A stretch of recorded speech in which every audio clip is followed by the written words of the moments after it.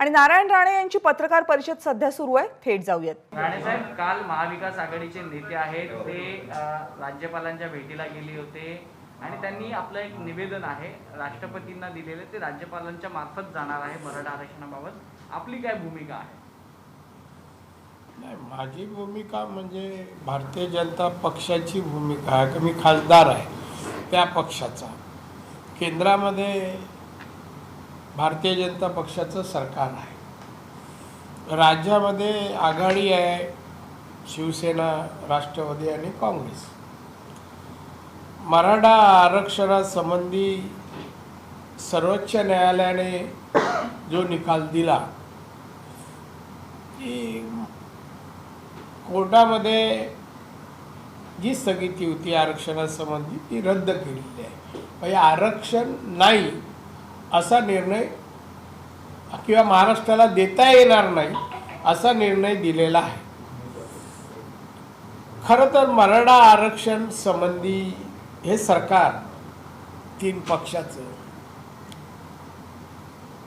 किती ॲग्रेसिव्ह होतं, किती मानसिकता होती त्यांची, आरक्षण मिळवून देण्यासाठी काय तयारी केली होती त्यांनी, कोणकोणत्या वकिलांशी मुख्यमंत्री आणि ही जी कमिटी हे जे आता मंत्री गेले त्यांनी काय अभ्यास केला।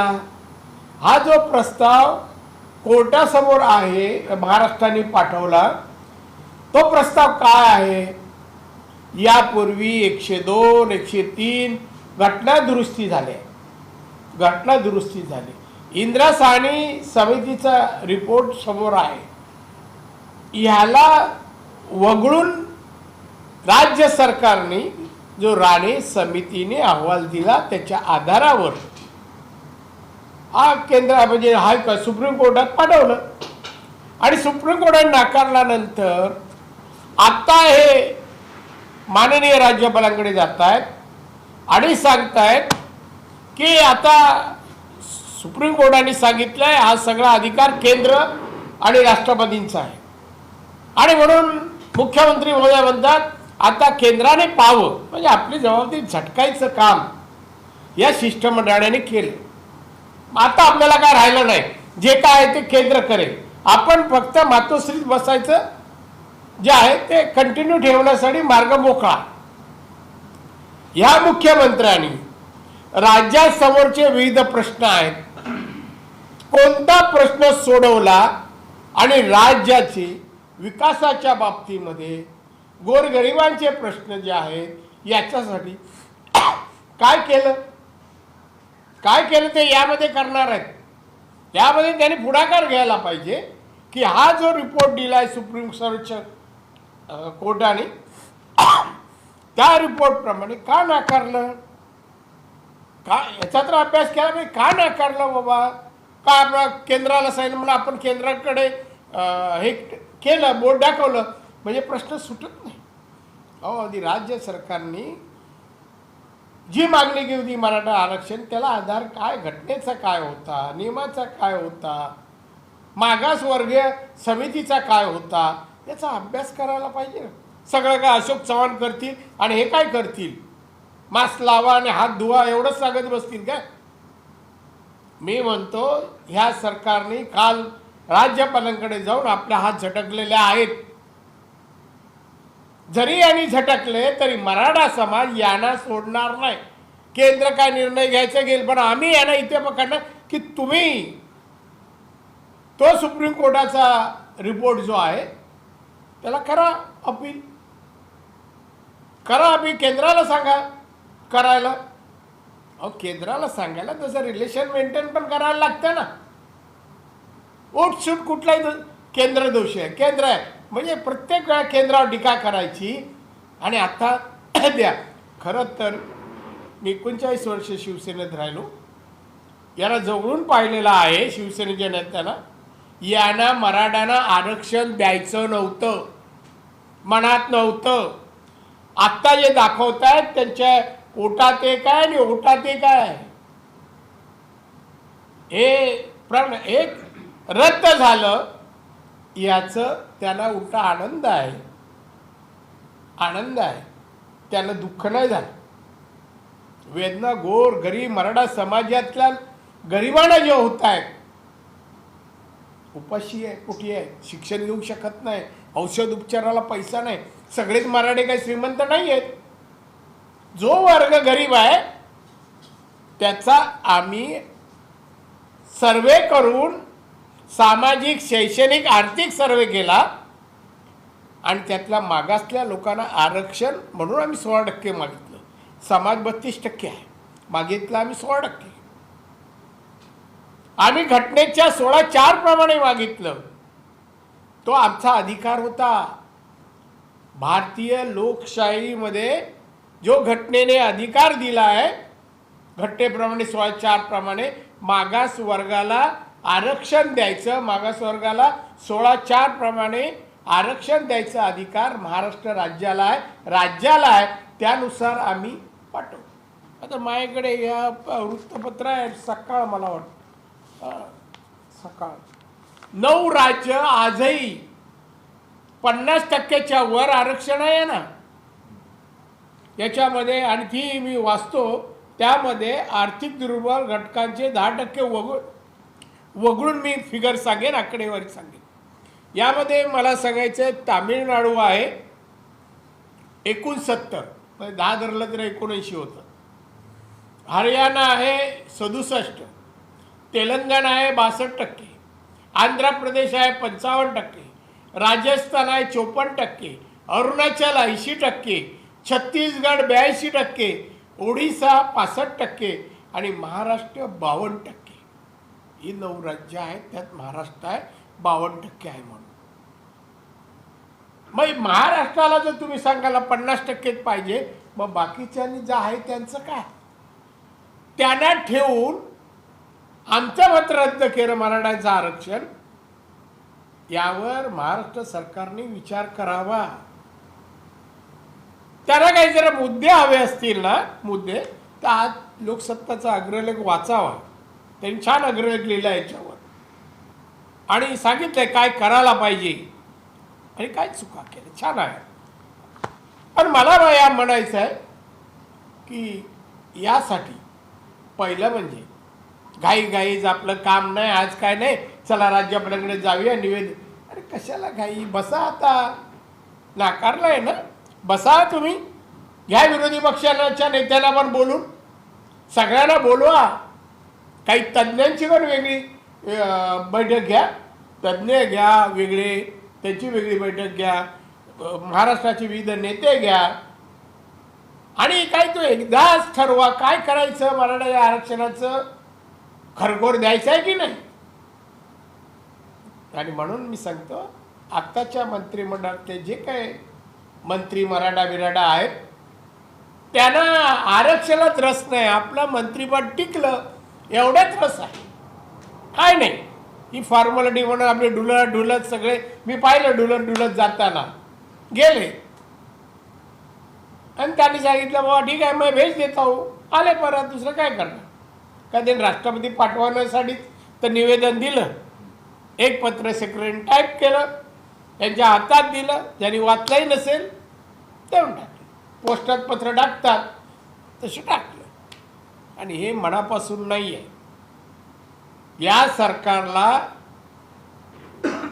आरक्षण मराठ्यांना देणं हे याना मनात नाही आहे आणि म्हणून हे फॉर्मॅलिटी करतायत. मराठ्यांनी पण आता एक व्हा.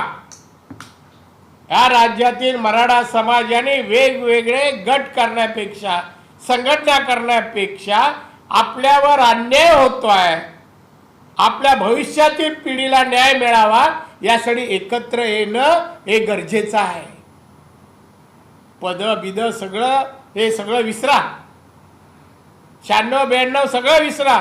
मराठा समाज म्हणून एक होऊन आता या सरकारला आपल्याला आरक्षण द्यायला, महाराष्ट्र सरकारला तसा प्रस्ताव पाठवायला, केंद्राशी बोलायला यांना भाग पाडूया, यासाठी एकत्र येऊया. यातून मार्ग राणेसाहेब, देवेंद्र फडणवीस मुख्यमंत्री असताना जो कायदा केला त्यावेळेस ते असं म्हणाले होते की हा फुलप्रूफ कायदा आहे. काल पत्रकार परिषदेमध्ये उद्धव ठाकरेंना जेव्हा हा प्रश्न विचारण्यात आला तर ते म्हणाले की हा फुलप्रूफ कायदा असता तर मला इथे यावंच लागलं नसतं, राज्यपालांकडे यावंच लागलं मग तो नसतं. त्यांनी का पाठवला?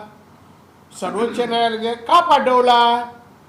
देवेंद्रचं जर काय बरोबर नव्हता तो म्हणजे याच्यावर तुम्ही वाचला नाही, तज्ज्ञाकडून चर्चा केली नाही, तो तसा आहे तसा पाठवला. तुम्हाला यावं लागलं का? मेहरबानी आहे, राज्याचा मुख्यमंत्री आहे, मोठा गट 32% मराठा महाराष्ट्रात आहे, गेला नाही तर जायला आम्ही भाग पाडू. हे जाग आलो म्हणजे मी आलोच तो कशाला असं का म्हणायचं? झालं का? आणि मी सांगतो त्यांनी देवेंद्र फडणवीस जो प्रस्ताव पाठवला तो राणे समिती आणि गायकवाड समितीने अहवालात जे मुद्दे जे ते समाविष्ट केलेले आहेत. त्यामध्ये घटनेच्या 16(4) प्रमाणे महाराष्ट्राला जो अधिकार आहे, राज्याला जो अधिकार आहे, त्याप्रमाणे आम्ही आरक्षण मागितलं. मी 102वी घटना दुरुस्ती, 103वी घटना दुरुस्ती, इंदिरा साहनी हे आम्ही सगळे रिपोर्ट चाळल्यानंतर बनवलाय. आम्ही तामिळनाडूच्या 79 देताना त्यांनी काय केलं, कोणते सेक्शन घटनेचं वापरलं, आम्ही पण तेच वापरलं. त्यांचं का अजून टिकलंय कोर्टात आणि आमचं का नाही, हे आमचे प्रश्न आहेत. महाराष्ट्र सोडून अन्य 8 राज्यांचे आहे ना आरक्षण, तिथे टेस्ट हे आहे ना, टिकलंय, त्यांच्या लोकांना मिळतं आरक्षण. आमचं पण ठेवा आणि एकदाच घ्या निर्णय. आमचं हे म्हणणं आहे, महाराष्ट्रावर पक्षपात का, असा आमचा प्रश्न आहे. या देशात जर एकालाही 50%चे वर नसताना आम्ही मागितलं असतं आम्ही समजू शकतो, पण इथे तसं नाही आहे. 8 राज्यांना यापूर्वी अनेक वर्ष 52% नाही, 50च्या वर 52, 54, 60, 69 पर्यंत आरक्षण उपभोक्ता आहे. मग आम्हाला का नको? आमच्या मराठा समाजातील गोर गरिबांना का मिळू नये? आरक्षणाने शैक्षणिक प्रगतीमध्ये हे का उतरू नयेत? हा मुळात भाग आहे. कळणार नाही या मुख्यमंत्र्या, सिरियसच नाही कुठल्या बाबतीत, काय वाचत नाही, काय नाही, चाललंय आपलं. आलं पत्र दिलं, सेक्रेटरीनी हातात घेतलं, आले. संध्याकाळ कितीची वेळ होती? 5 वाजता चहाचा वेळ. बाकीच्यांना सांगितलं चला चहाला जाऊया, आले सोबत. काय कोणी आर्ग्युमेंट केली? अशोक चव्हाणांनी आधी जर नेतृत्व करत असतील समाजाच्या या प्रश्नासंबंधी, त्या भूमिका तरी म्हणा राज्य सरकारची. कोणता नियम, कशामुळे, काय करता येते? बरं, मी राणे अहवाल त्याच्यात आहे, कधीतरी बोलवायचं हो, कधीतरी बोलवायचं. बोलायचं तुमचं काय म्हणणं आहे, असं आहे, आम्ही आता हे पाठवतोय. मला काय हे करताना आम्ही जो अभ्यास केला होता, तामिळनाडूला आमचे अधिकारी गेले, वेगवेगळ्या राज्यात गेले, आम्ही कलेक्टरच्या थ्रू सर्वे केला, आम्ही केला नाही कलेक्टर माध्यमातून. घटनेच्या सूचनेप्रमाणे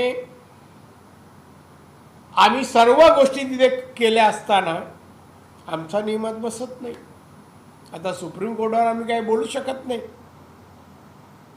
पण माझं एवढंच म्हणणं आहे, आम्हाला नाकारलं, मग अन्य 8 कसे आहेत एवढ्याला उत्तर मिळालं तरी बसू. आम्ही भारतात राहतो, भारताचे नागरिक आहोत, घटना आमची एकच आहे, त्यांची आमची, मग आम्हाला वेगळा नाही का? सुप्रीम कोर्टानं असं स्पष्ट केलेलं आहे की राज्यांना 102 घटना दुरुस्तीचा अधिकार नाहीये. तुम्ही केंद्राकडे आम्ही नाही, आम्ही 102 प्रमाणे गेलोच नाही. मी तुम्हाला परत सांगतो, मग अशी 16च्या 4 वेळा बोललो मी आता. बरं, 102 नाही, 103ही नाही, तो केंद्राचा अधिकार आहे. त्या चर्चेत जे मंत्री होते, त्या मंत्र्यांनी त्या भाषणात सांगितलं आहे की राज्यांचा अधिकार कमी करायचा आमचा हेतू नाही. मी वाचून दाखवू काय आहे लोकसत्तामध्ये, आमचा हेतू नाही. म्हणजे राज्याचा अधिकार अबाधित ठेवून त्यांनी तो कायदा केला, बरोबर आहे की नाही? मग राज्याला अधिकार आहे, आमच्या अधिकारात आम्ही आरक्षण मागितलं, चुकलं काय? आता सुप्रीम कोर्ट म्हणते की केंद्र किंवा राष्ट्रपतीकडे जावा, केंद्रात भाजपची सत्ता आहे, तर तुम्ही पंतप्रधानांना भेटून आहात किंवा विनंती करणार आहात? ऐकून घ्या. पंतप्रधान किंवा राष्ट्रपती या दोघांना अधिकार आहे. आधी ऐकून घ्या. माझा मुद्दा, आता मी एवढ्या वेळ बोललो, आपण नाही ऐकलं. बरोबर. माझा मुद्दा असा आहे, राष्ट्रपती आणि केंद्राला पंतप्रधान अधिकार आहे, मी नाकारत नाही. तो 102 प्रमाणे तो अधिकार दिला, पण त्याच वेळेला चर्चा संसदेत जेव्हा हे बिल आलं 102 अमेंडमेंटचं, त्यावेळेला मंत्र्यांना प्रश्न, मंत्री म्हणाले आम्ही राज्यांचे अधिकार काढण्याचा आमचा हेतू नाही या बिलमध्ये, तो अबाधित ठेवून, तो तसाच ठेवून हा आम्ही असा कायदा करतोय. कळलं का? पाहिजे तर लोकसभा वाचून दाखवू का तुम्हाला? पाहिजे तर वाचून दाखवतो. राज्याचे अधिकार कमी करताना या आधी दिलेल्या आरक्षणाचे न्यायालयीन संरक्षण दिले आहे. वास्तविक इंदिरा साहनी प्रकरणात या जातीच्या मागासलेपणाचा कालबद्ध फेरविचार करावा आणि प्रगती आणि विकास साधलेल्या जातीच्या आरक्षण काढून नवीन मागास जातीचा समावेश करावा असे निर्देश देण्यात आले. त्यांचे आधीच पालन झाले नाही. मराठा आरक्षण प्रकरणाचा निमित्ताने अन्य राज्यातील मागासलेल्या नव्याने तपासायची काय हा विषय निघू शकला आहे. आणि याच्यामध्ये त्यांनी स्पष्ट म्हटलं आहे, याच्यामध्ये